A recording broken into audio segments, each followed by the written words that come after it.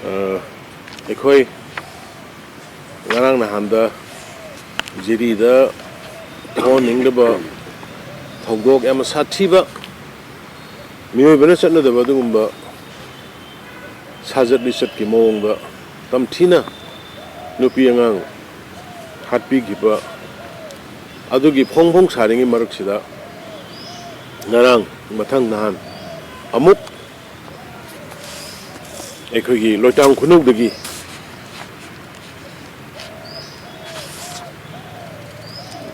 ꯂꯥꯏꯁ꯭ꯔꯝ ꯀꯃꯜꯕꯥꯕꯨ ꯍꯥꯏꯗꯅ ꯆꯍꯤ 53 ꯁꯨꯔꯕ ꯑꯃ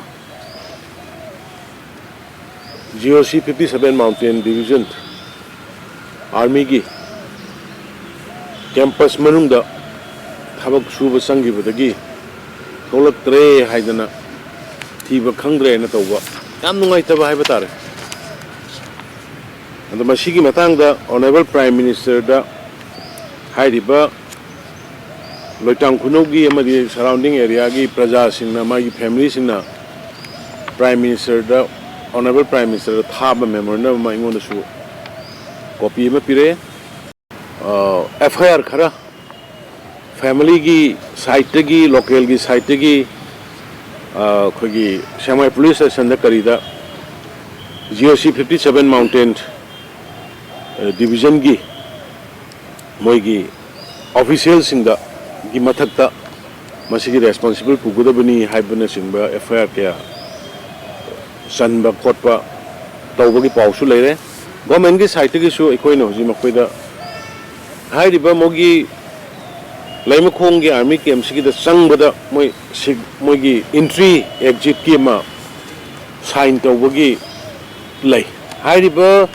gate to daida hairiba nipasi entry tawgibagi magi signature yabu copy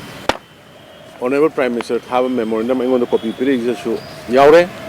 aduna hairiba posi moigi within the campus soi taro matung mangkhibani na madu aikoi makoina madugi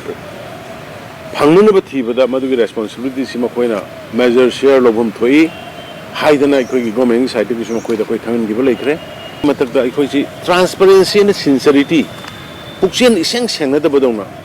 tawbugumba mainly security person group kharada masi yam laibak thibani manipur da leiriba citizens si all Manipuris are Indian citizens haibasi makoida yamna equally manana yenghanba